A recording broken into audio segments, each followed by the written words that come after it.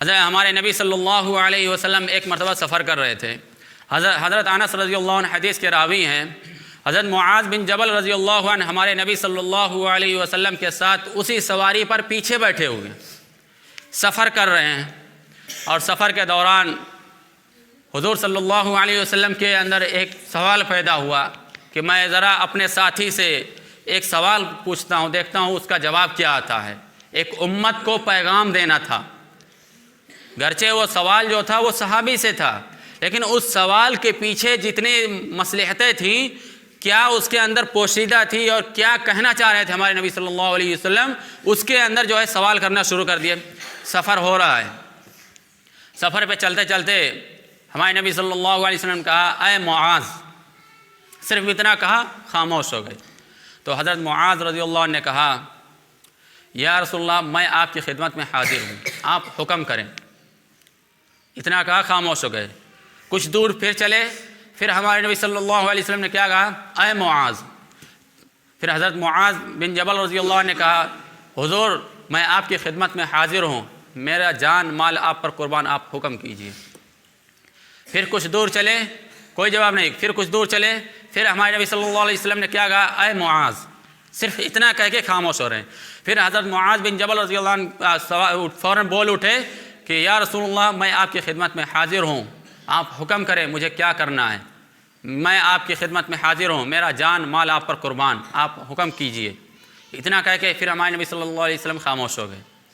اور اس کے بعد کچھ دور پھر چلے، پھر حضور صلی اللہ علیہ وسلم نے کیا کہا معاذ،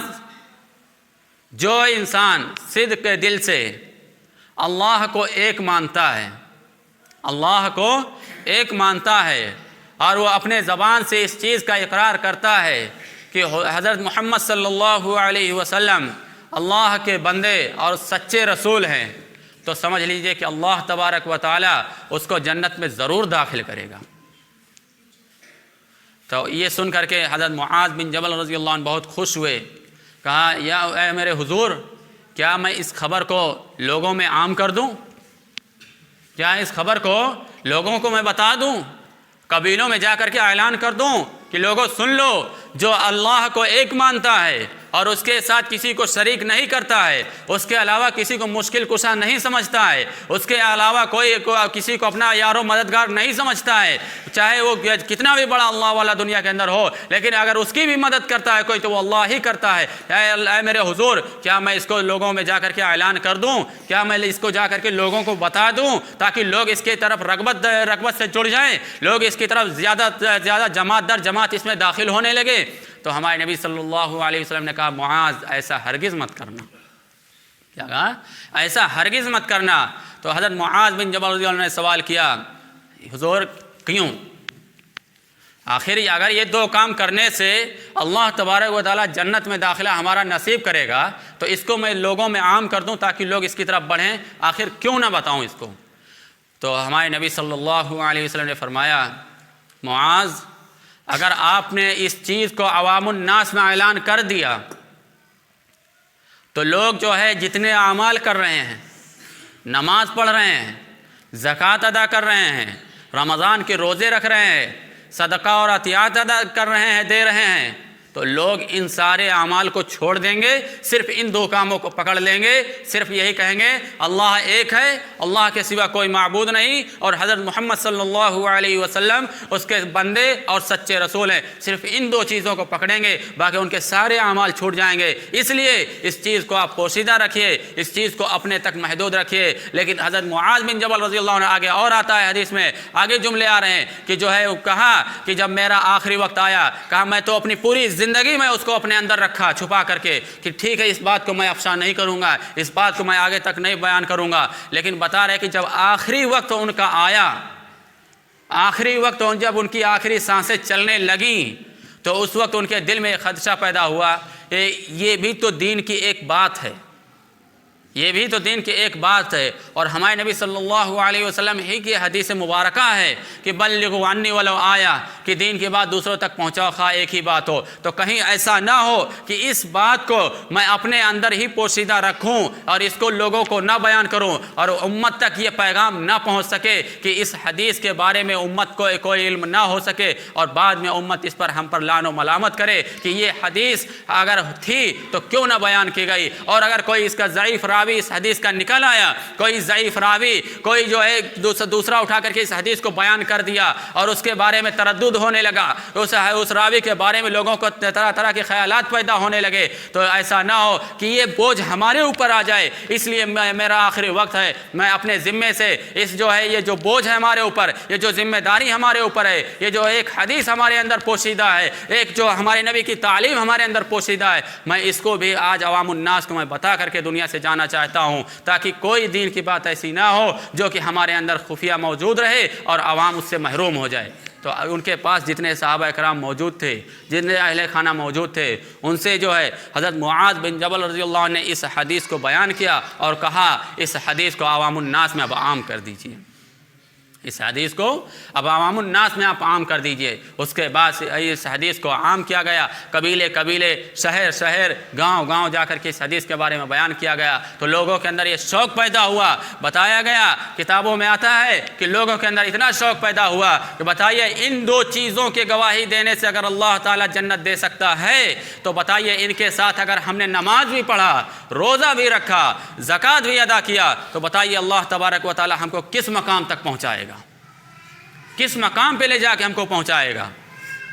تو لوگوں کے اندر شوق پیدا ہوا اور جماعت در جماعت مسلمان ہونے لگے، کلمہ پڑھنے لگے کہ بتائیے جو دین ان دو چیزوں کی گواہی دینے پر اتنے انعامات دے رہا ہے،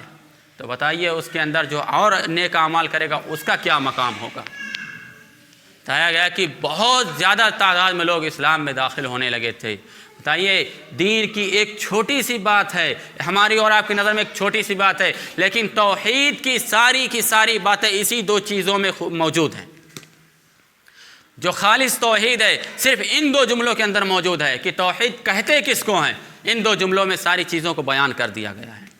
تو میرے بھائیوں، ہم سب کی بھی یہ ذمہ داری ہے کہ ہم سب بھی اپنے دل کے اندر صرف ان دو چیزوں کو بیٹھائیں، تیسری چیز ہمارے دل میں نہ آنے پائے۔ اگر تیسری چیز ہمارے دل میں آئی تو پھر سمجھ لیجئے کہ ہم نے اپنے آپ کو اللہ کے حوالے نہیں بلکہ غیر اللہ کے حوالے کر دیا ہے۔ ہم نے اپنا جو ہے حاجت روا، اپنا معیار و مددگار ہم نے اللہ کو نہیں سمجھا، ہم نے غیروں کو اپنا یار و مددگار سمجھ لیا ہے، ہم نے دنیا داروں کو اپنا یار و مددگار سمجھ لیا ہے۔ حتیٰ کہ ہمارے نبی صلی اللہ علیہ وسلم کی حدیث مبارکہ ہے، ایک جگہ اور حدیث میں آتا ہے کہ جو ہے ہمارے نبی صلی اللہ علیہ وسلم نے فرمایا، صحابہ اکرام کی مجلس لگائی اور کہا اے میرے صحابہ سن لو اگر تمہارے پاس کوئی مصیبت آئے، کوئی پریشانی آئے، کوئی تمہارے اوپر آزمائش آ جائے تو تم جو ہے کس سے مدد مانگو گے، کس سے تم سوال کرو گے، کس کے پاس جا کر کے تم اپنی مدد اور اپنے جو ہے امداد کے لیے سوال اٹھاؤ گے۔ تو صحابہ اکرام خاموش ہو گئے، کہا یا رسول اللہ اور اس کے رسول زیادہ بہتر جانتے ہیں، آپ بتا دیجئے ہمیں کس کے پاس جانا ہے اور کیا کرنا ہے۔ تو ایک ادنا سی مثال حضور صلی اللہ علیہ وسلم نے اس امت کو، صحابہ کرام کو اور ہم سب کو سمجھانے کے لیے دی ہے کہ اس سے چھوٹی مثال دنیا کے اندر کوئی نہیں ہو سکتی۔ ہمارے نبی صلی اللہ علیہ وسلم نے فرمایا، اے میرے ساتھیوں سن لو، اگر تمہارے جوتے کا تسمہ بھی ٹوٹ جائے تو اس کے بارے میں بھی اگر تمہیں سوال کرنا ہے، اس کے بنانے کے لیے یا اس کو خریدنے کے لیے تمہیں کسی چیز کی ضرورت ہے، پیسے کی ضرورت ہے، مال کی ضرورت ہے اور اس میں کسی چیز کی اور ضرورت ہے، تو اس کا بھی اگر تمہیں مدد کی ضرورت ہے تو اس کا بھی سوال کرو، تو صرف اور صرف تم اپنے اللہ سے سوال کرو، اس کے علاوہ غیر اللہ سے سوال کبھی مت کرنا۔ کتنی چھوٹی سی مثال دی کہ اگر تمہارے جوتے کا تسمہ بھی ٹوٹ جائے تو اس کے بارے میں بھی تم اللہ سے سوال کرنا، کسی غیر اللہ سے سوال مت کرنا۔ تو صحابہ کرام بہت خوش ہوئے، یا رسول اللہ میں تو بہت خوش ہوں، اب جو ہے میرے پاس کوئی بھی آزمائش آئے گی، کوئی بھی پریشانی آئے گی، کوئی بھی مصیبت آئے گی تو میں جاؤں گا اور اللہ کے سامنے ہاتھ اٹھاؤں گا اور اللہ سے اپنی باتوں کو منوا لوں گا اور اللہ سے اپنی ضرورتوں کو پورا کروا لوں گا۔ تو ہمارے نبی صلی اللہ علیہ وسلم نے فرمایا، جو ان کاموں پر عمل کرے گا، جو ان باتوں کو اپنے اندر اتارے گا، جو اس پر عمل پیرا ہو جائے گا ہمیشہ ہمیش کے لیے، اللہ تعالیٰ اس کو دنیا میں بھی کامیاب کرے گا اور آخرت میں بھی کامیاب کرے گا۔ اور ہم سب کو امید ہے کہ انشاءاللہ اگر اس نیت کے ساتھ ہم سب کام کریں گے تو انشاءاللہ وہ دن دور نہیں، وہ وقت دور نہیں کہ اللہ تبارک و تعالیٰ دنیا کے اندر بھی ہم کو ہر چیز عطا کر دے گا اور آخرت میں تو انشاءاللہ عطا کرے گا ہی کرے گا۔ اس لیے میرے بھائیوں، ہم سب کو بہت سخت ضرورت ہے کہ اپنے عقائد کو مضبوط کریں، اپنے عقیدے کو توحید کے مطابق گزاریں، ہمارا جو عمل ہو ہر عمل جو ہے توحید کے مطابق ہو۔ سب سے زیادہ جو ہے ہمارا عقیدہ اگر پختہ ہو گیا، ہمارا عقیدہ مضبوط ہو گیا کہ کرنے والی ذات جو ہے دنیا کے اندر ہو یا آخرت کے اندر ہو وہ صرف اور صرف اللہ کی ذات ہے، تو میرے بھائیوں ہم دنیا میں بھی کامیاب ہو جائیں گے اور آخرت میں بھی کامیاب ہو جائیں گے۔ اور عقیدے میں اگر ذرہ برابر بھی اس میں اگر کمی آئی اور ذرہ برابر ایک سیکنڈ کے لیے بھی میں نے سوچ لیا کہ اللہ کے علاوہ بھی کوئی ہماری مدد کر سکتا ہے، تو نعوذ باللہ وہ کفر کے دہانے پہ جا کے کھڑا ہو جاتا ہے، وہ کفر کے دہانے پہ جا کے کھڑا ہو جاتا ہے۔ تو ہمیں اور آپ کو ان سب جملوں سے بھی بچنا ہے، اور ان سب جو ہے جتنی دنیا کے اندر آج خرافات پیدا ہو رہی ہیں، جتنے مصائب آ رہے ہیں، ہر مصیبت کا ہمیں اور آپ کو مقابلہ کرنا ہے۔ مصیبت ہر وقت آئے ہیں، ہر زمانے میں آئی ہیں، ہر دور میں آئی ہیں۔ کیا وہ اس مصیبت سے زیادہ ہم پر آج مصیبت آ رہی ہے؟ جو مصیبت، جو پریشانی، جو آزمائش ہمارے نبی صلی اللہ علیہ وسلم پر آئی تھی آج سے 1400 سال پہلے، ویسی مصیبت ابھی ہم پر نہیں آئی ہے، ایسی مصیبت ہم پر ابھی نہیں آئی ہے۔ تو آج اس وقت اگر جو ہے ہمارے نبی صلی اللہ علیہ وسلم نے استقامت کا پیغام ہم سب کو دے دیا کہ دیکھیے اس طریقے سے آپ رہیے اور اپنے قدموں کو جما کے رکھیے، تو اللہ تبارک و تعالیٰ تمہاری اور تمہاری مدد ضرور کرے گا۔ تبھی تو قرآن میں کہا گیا یا ایھا الذین آمنوا ان تنصروا اللہ ینصرکم ویثبت اقدامکم، کہ اے ایمان والو تم دین کی مدد کرو پھر اللہ تعالیٰ تمہاری مدد کرے گا، اور تمہاری مدد ایسی کرے گا کہ ظالم طاقتیں تمہارے سامنے گھٹنے ٹیکنے پر مجبور ہو جائیں گی۔ یہ القرآن کا فرمان ہے، اور قرآن کا فرمان بالکل حق اور سچ ہے۔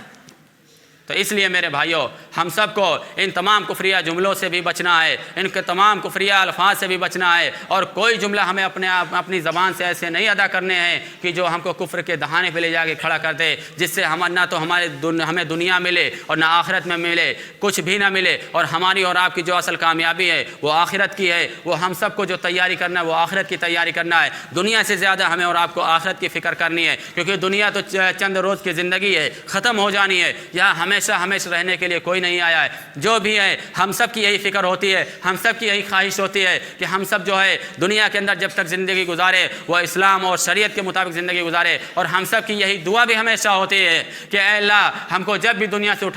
جب بھی اٹھانا وہ ایمان پر خاتمہ ہمارا کرنا، ایمان بالخیر پر خاتمہ کرنا۔ اس چیز کی ہمیشہ ہمیں اور آپ کو دعا کرتے رہنا چاہیے۔ نہیں ایسا نہ ہو کہ جو ہے پوری زندگی ہماری اسلام پر اور دین اور شریعت کے مطابق گزرے، اور آخری وقت ایسا ہے، آخری گھڑی ایسی ہو کہ زبان سے ہمارے کوئی ایسا جملہ ادا ہو جائے جو کہ ہم کو جو ہے جہنم میں لے جا کے پھینک دے۔ اس لیے ہمیں اور آپ کو رات دن یہ دعا بھی کرتے رہنا ہے کہ اے اللہ ہمارا جب بھی خاتمہ ہو ایمان بالخیر پر خاتمہ ہو، ایسا نہ ہو کہ ہم جو ہے بعد میں شرمندگی محسوس کریں اور حشر کے میدان میں اللہ کو منہ دکھانے سے ہم چھپتے پھریں اور وہاں پر ہمیں افسوس ہو۔ اس لیے یہ دعا خاص طور سے ہمیشہ کرتے رہنا چاہیے اللہ تعالیٰ سے۔ اللہ تعالیٰ ہم سب کو کہنے سننے سے زیادہ عمل کی توفیق عطا فرمائے۔ وآخر دعوانا ان الحمد للہ۔